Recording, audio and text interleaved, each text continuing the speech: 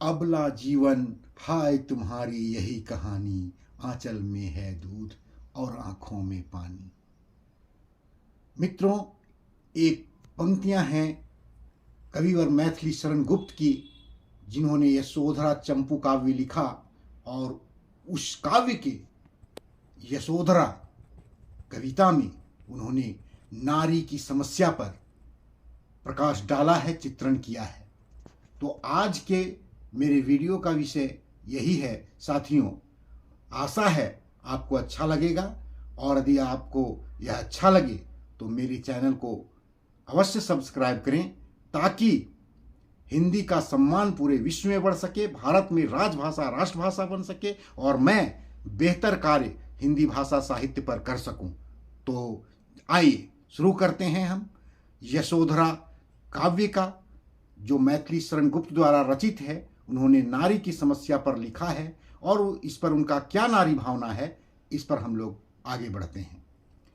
मैथिली शरण गुप्त वैष्णव भक्त कवि हैं। उनका विश्वास ब्रह्म जीव की अद्वैतता की तरह नर नारी के तादात्म्य में भी है। वे गृहस्थ जीवन के कवि हैं और गृहस्थ जीवन के नर और नारी एक दूसरे के पूरक हैं। प्राचीन युग में, वैदिक काल में भारतीय समाज में नारी को ऊंचा ओहदा प्राप्त था, ऊंचा स्थान प्राप्त था, और जो सम्माननीय स्थान प्राप्त था वह यज्ञ के पुरुष के साथ बैठती थी। उसके बिना यज्ञ अपूर्ण माना जाता था। साथ ही नारी मंत्र दृष्टा ऋषि भी होती थीं। पुरुषों की तरह वे वेद का और ऋचाओं का पाठ करती थीं। पुरुषों की तरह ही उनको बराबर का अधिकार वैदिक युग में प्राप्त था। उन्हें प्रेम करने और अपने मनोनुकूल जीवन साथी चुनने का भी अधिकार होता था।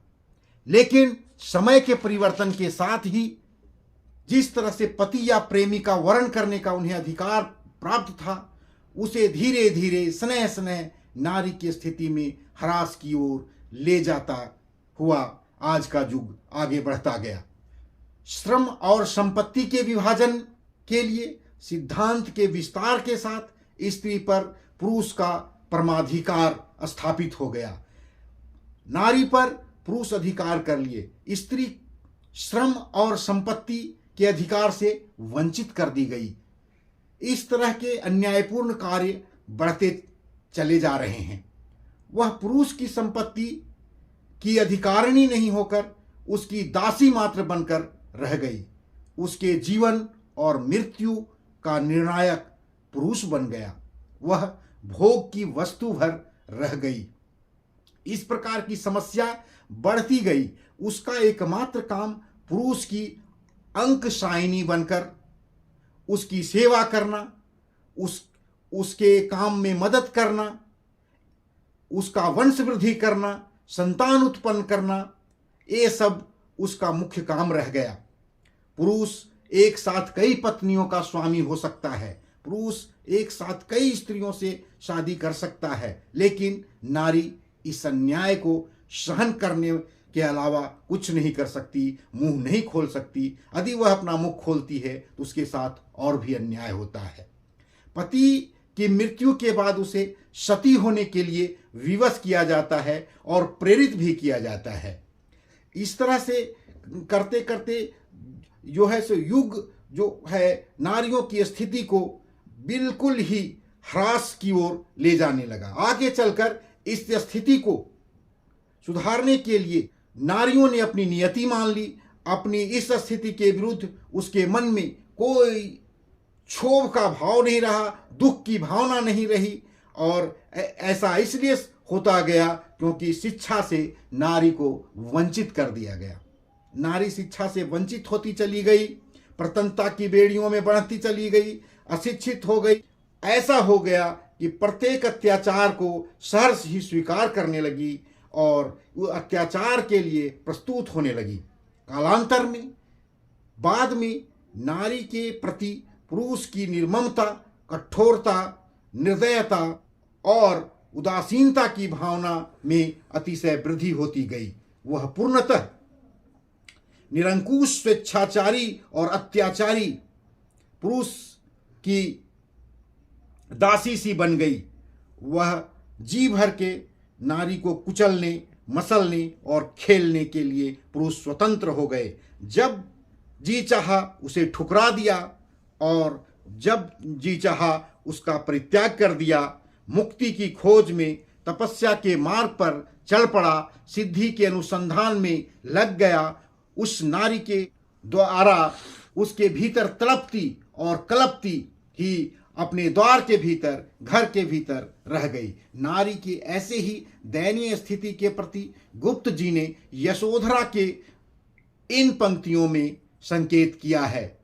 अबला जीवन हाय तुम्हारी यही कहानी, आंचल में है दूध और आंखों में पानी। मित्रों, लक्ष्मण उर्मिला को एक शब्द कहे बिना 14 वर्ष के लिए वनवास के लिए चले गए।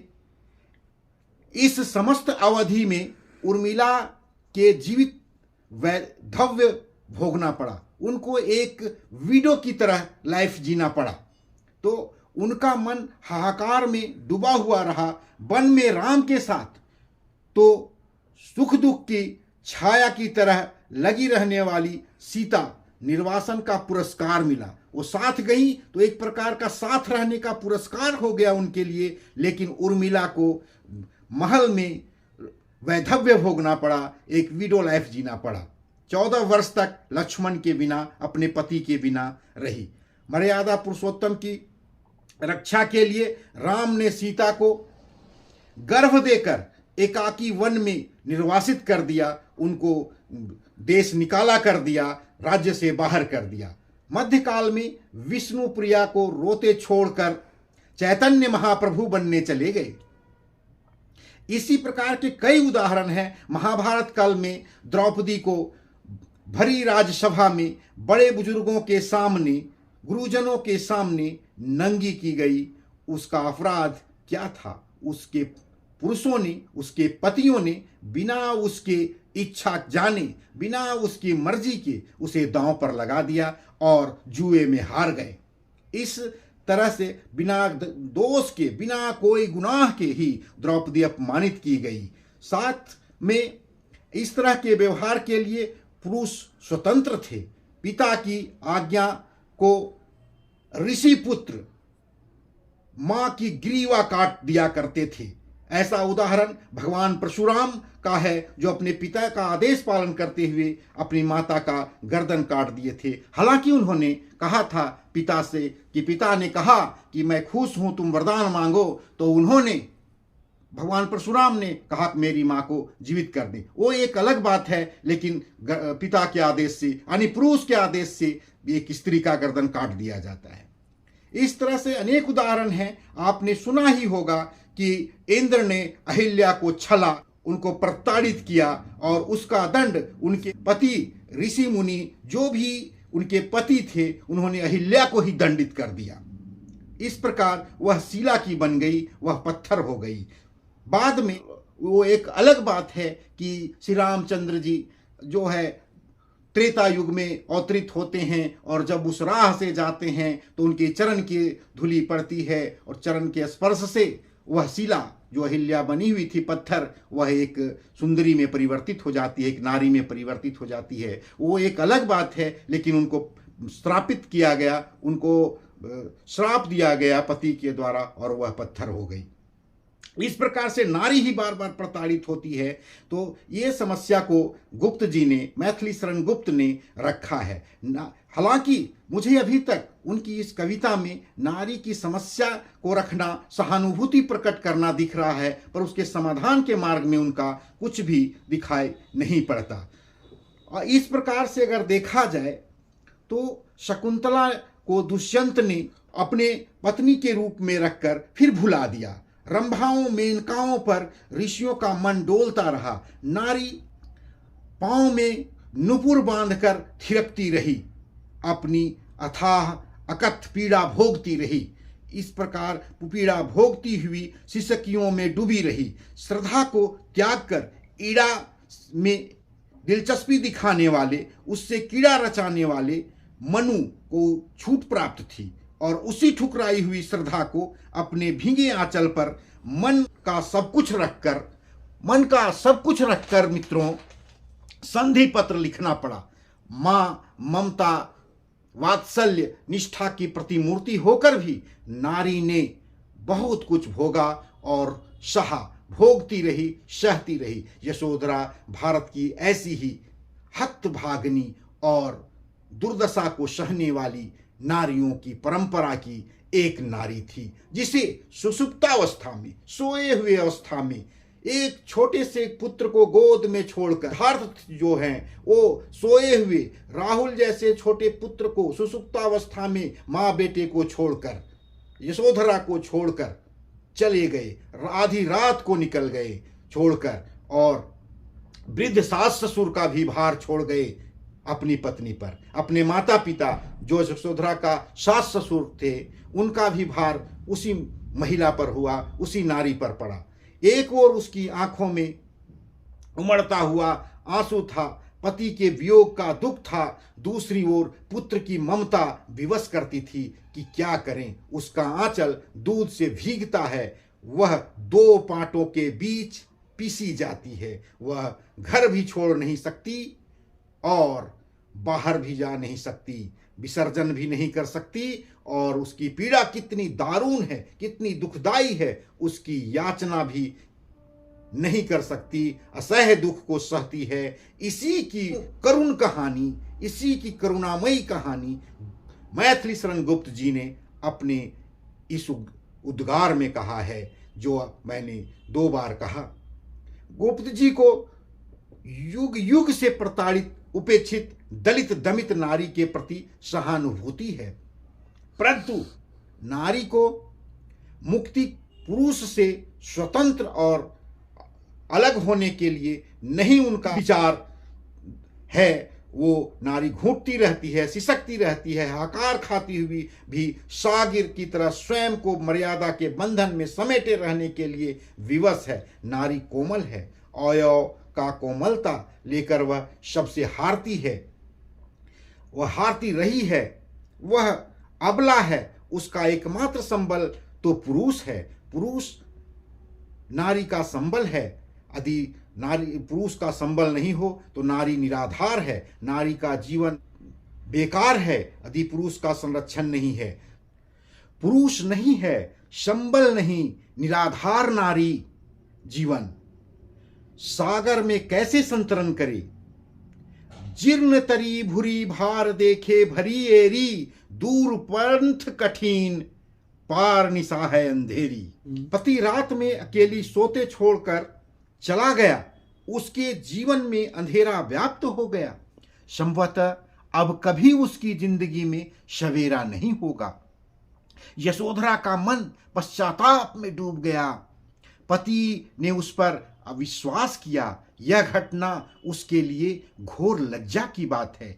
यह ठीक है कि सिद्धार्थ से इसे आंचल भरकर प्यार मिला था, उन्होंने उसे बहुत माना था, प्यार किया था, पर उस पर विश्वास क्यों नहीं किया।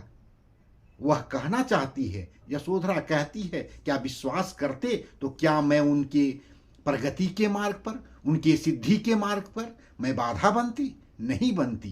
पर उस पर विश्वास क्यों नहीं किया गया? यदि वे उससे कहकर जाते तो वह कभी भी उसके मार्ग की बाधा नहीं बनती, उनके मार्ग की बाधा वह नहीं बनती।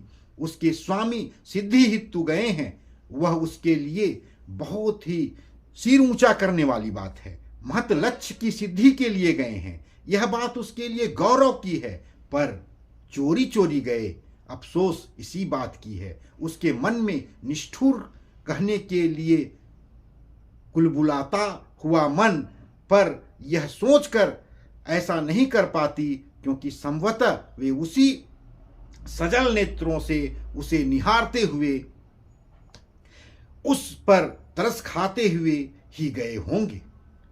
अभी भी यह देखा जाता है मित्रों कि नारी अपने ऊपर दोष ले लेती है लेकिन अपने पति को दोष नहीं देती है। इसी तरह का कुछ यशोधरा कर रही है। यशोधरा ये कह रही है कि यदि वो मुझे बता के जाते तो मैं उनकी सिद्धि की मार्ग की बाधा नहीं बनती, क्यों नहीं बता कर गए, और यही मेरे लिए लज्जा की बात है। नारी की सार्थकता तो इसी में है कि उसका पुरुष सदा उसके साथ रहे। जिस तरह जल में कमल शतदल विहसता है, उसी प्रकार से सिद्धार्थ का साथ होता, वह उनके साथ घर में होते तो वह तरसती हुई तो नहीं रहती, वह उन्हें उपालंब भी नहीं किस मुंह से नहीं दे सकती, ऐसी परंपरा भी तो नहीं है। देखिए दोस्तों, नारी परंपरा से बंधी हुई रहती है, वह पति को उलाहना भी नहीं देना चाहती है। पुरुष की उपेक्षा से यशोधरा दुखी तो जरूर है, क्षुब्ध है, फिर भी वह नारी के कर्तव्यों से बंधी हुई है। वह अत्यंत सजग है, पति सर्वतंत्र स्वतंत्र है, वह जानती है वह जो चाहे सो कर सकता है, पति है वह कर सकता है, परंतु मैं स्त्री हूं, पत्नी हूं, मैं नारी हूं, मैं कर्तव्य के बंधन से बंधी हुई हूं, मैं ऐसा नहीं कर सकती, ऐसा यशोधरा का मानना है। उसे पति के प्रति श्रद्धालु बने रहना चाहिए, उसके प्रति निष्ठा, पति के प्रति श्रद्धा और कर्तव्य में रंच मात्र भी स्खलन नहीं आने देना चाहिए। यशोधरा धैर्यपूर्वक रखती है, पेशेंस रखती है, वह स्वयं को संभालती है, पति के प्रति अपने कर्तव्यों और दायित्वों का निष्ठापूर्वक निर्वहन करती है। वह कभी भी पति के खिलाफ नहीं होती, वह उसके सम्मान के लिए ही मरती है, उसी के घर में रहती है, उसके माता पिता को संभालती है, उसके बच्चे को संभालती है।